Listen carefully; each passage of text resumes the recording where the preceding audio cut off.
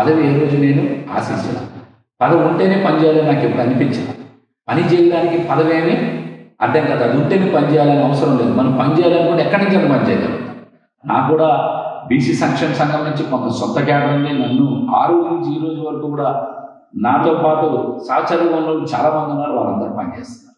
కాబట్టి నాకు కష్టకాలంలో నన్ను గుండెలకి హత్తుకొని నాకు అండగా నిలబడినటువంటి వ్యక్తి వైఎస్ జగన్మోహన్ రెడ్డి గారు. అందుకని నేను ఈ 7 నెలల కాలంలో కూడా నేను నిస్వార్థంగా వైసీపీకి నా అవకాశం అంతా మాట్లాడుతున్నా, అవకాశం ఉన్న యాక్టివిటీ చేస్తున్నాను. కానీ ఈ 2 విషయాలు మీరు కంపేర్ చేసుకోవాలి, బయటకు చెప్పాలి. మీరు కూడా 8 సంవత్సరాల పాటు నిస్వార్థంగా పనిచేసినటువంటి నాలాంటి వ్యక్తి యొక్క వ్యక్తిత్వాన్ని పవన్ కళ్యాణ్ గారు డ్యామేజ్ చేయాలనే విషయం. కానీ మరి నేను ప్రశ్నించిన గొంతుకునే మరి జగన్మోహన్ రెడ్డి గారు గుండెలు కలుపుతున్నారు. ఇందులో నాయకత్వ లక్షణాలు ఎవరికి ఉన్నాయనేది పార్టీలు మాట్లాడుతుంటారు. రాజకీయ నాయకులు వీరనే గారు రాజకీయ నాయకులు పార్టీలు మాట ఎంతవరకు కరెక్ట్?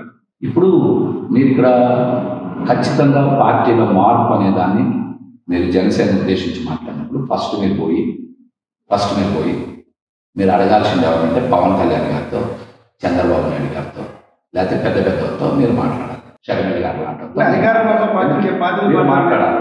ఎందుకు మాట్లాడాలంటే మాలాంటి వాళ్ళని ప్రశ్నిస్తే, మాలాంటి వాళ్ళకి ఉండే చిన్న చిన్న అవకాశాలను కూడా మీరు ప్రశ్నిస్తే తప్పు చేసినట్లయితే సమాజం కూడా తప్పుగా ఆలోచిస్తుంది.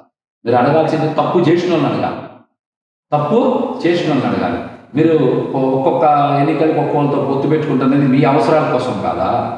మీ గురించి కింది స్థాయిలో ఉన్నటువంటి వాళ్ళందరూ నలిగిపోవాలా?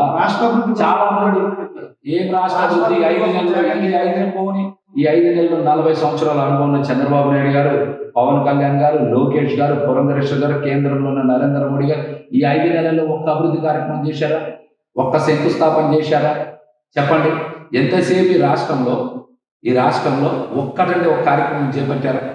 పేదవాళ్ళకి సీట్ లేని అవసరమా? 7 ఎక్కుతారు అందులో. నాలాంటి మధ్యతరగతుల్లో సామాన్యులు సీట్ లేను ఎక్కుతారా? శ్రీశైలం పోతారు, 7-14 మంది పోతారా? శ్రీశైలం పోవడానికి బస్సు ఎక్కితే ఎంత అవుతుంది? సీట్ లేని ఎంత ఎక్కుతుంది? టూరిజం డెవలప్ చేస్తాం. ఏం టూరిజం డెవలప్మెంట్? అది డబ్బు ఉన్న వాళ్ళకి టూరిజం పాయింట్. పేదవాడికి సామాన్యుడికి పనికొస్తుందా? మధ్యతరగతి కుటుంబాలకి ఎవరికైనా పనికొస్తుందా?